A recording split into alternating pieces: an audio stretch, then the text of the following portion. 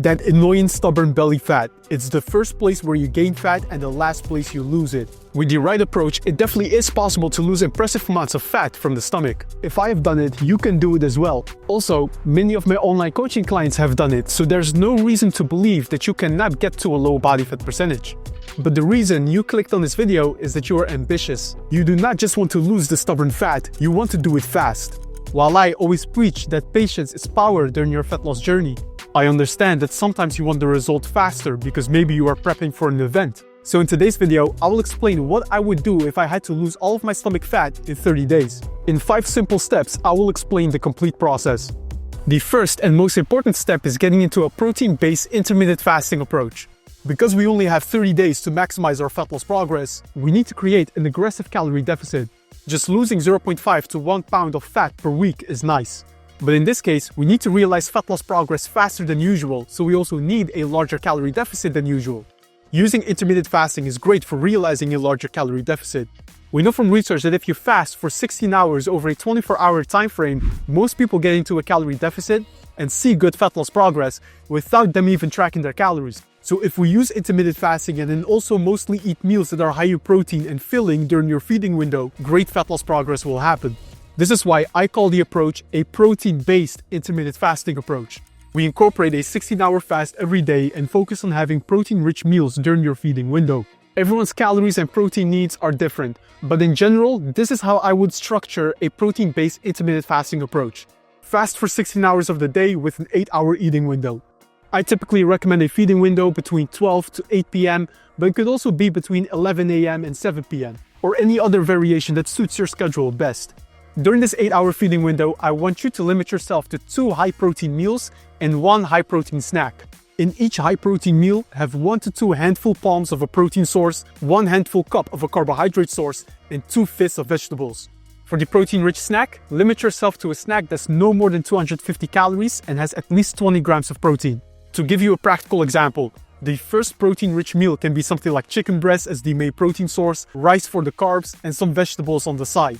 For the high-protein snack, you could have something like a protein shake with a piece of fruit, or a cup of Greek yogurt. For the second protein-rich meal, you can have again a large mixed meal, like beef and eggs for protein, rice for carbs, and vegetable mix on the side. If you use the hand portion size guide for each meal as described earlier, you will have good portions based on your body needs. Because your individual hand size is related to your body size. So larger individuals with larger hands will naturally have larger portions, while smaller individuals will have smaller portions. I like this approach because it involves no formal calorie tracking. For 30 days, you maintain a strict and simple routine that is guaranteed to put you in an aggressive calorie deficit. The second step is related to your activity. Before we start talking about lifting weights or cardio, I actually want to talk about your daily step count. Because believe it or not, how much you walk in a day can have a bigger impact on your fat loss progress than a lifting workout or running session. A full body gym workout will make the average individual burn an extra 300 calories as shown in this study, while running for 30 minutes may help you burn around 350 extra calories. But how many running and full body session workouts will you do in a week? 3 to 5 times per week is reasonable, but if you try to have strenuous exercise every single day, you risk burning out. This is different with walking. You can maintain a high daily step count and do a lot of extra activity to burn calories without tiring out your body. Just think about it, walking an extra hour per day is less fatiguing than doing a 30-minute run every day. But the calorie burning benefits are similar. There's research to support the power of walking as well. In this study, walking an extra 22 minutes per day increased the fat loss progress of obese individuals by 20% over a 12-week period. So combining a calorie deficit and a high daily step count is a powerful formula. I recommend to get at least 10,000 steps during these 30 days. If you have something like a walking pad at home, it could be even more, like doing 12 to 15,000 steps per day. I know this sounds ambitious, but we also have ambitious goals by losing body fat fast in just 30 days. So having ambitious goals comes with ambitious action taking. Now we need to look into the actual workouts you maintain during this aggressive fat loss phase. Contrary to popular belief, the workouts I want you to do during these 30 days are not focused on making you train to lose belly fat. Our training focus will be to lift weights consistently so we can maintain muscle while dropping body fat. I do not want you to do tons of crunches, leg raises, and planks in the hopes of burning your belly fat, because research clearly shows that training your abs does not reduce abdominal fat. Core training is only good for developing the underlying abdominal muscles. There's a difference between developing a muscle and losing body fat. It's like how training your chest will not make you lose chest fat. You need a calorie deficit to lose the fat, and focused resistance training to help develop the underlying muscles so they pop out more once you are lean. For the resistance training side of things, I want to refer you to my free 3-day full body routine that you can find in the description below.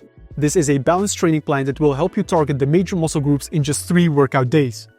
Step number 4 is hugely underrated in the fitness space, and that is having proper sleep during this 30-day aggressive fat loss phase.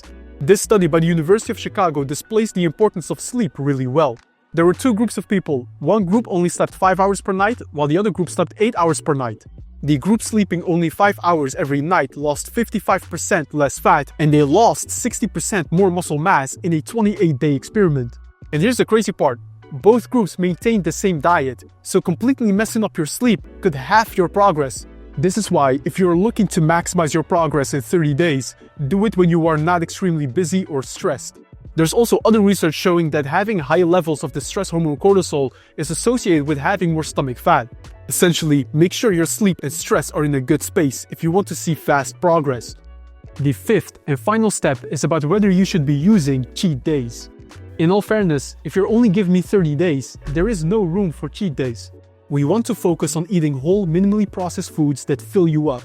During these 30 days, focus on single-item ingredients.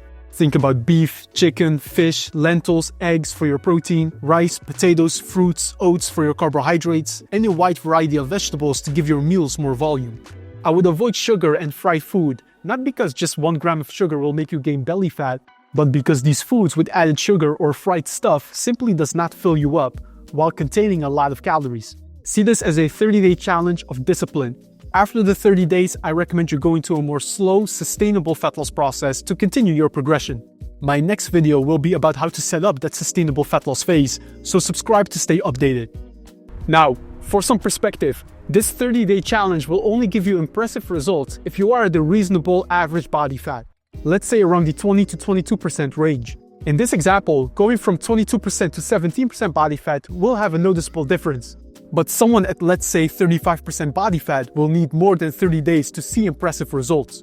In fact, most people I work with need a good 4 to 6 months to transform their physique.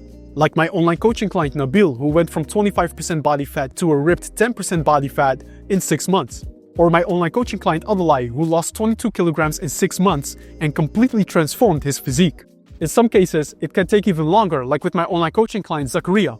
We went from obese to being ripped. Amazing progress, but it did take a full year.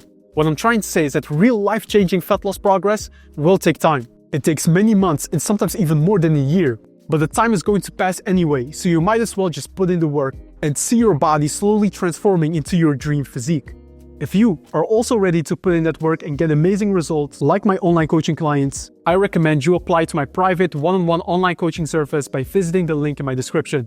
Through this coaching service, I will personally design your fitness plan and hold you accountable throughout the process. This is your opportunity to work with a trained professional that specializes in body fat loss. So go ahead and apply through that link in the description. If you are selected, you will get on a call with me to discuss your goals and get the process started. For now, that is all for today's video. I want to thank you as always for watching. Here above, I have an awesome new video aligned for you, so go ahead and check that out. And I will see you in the next one.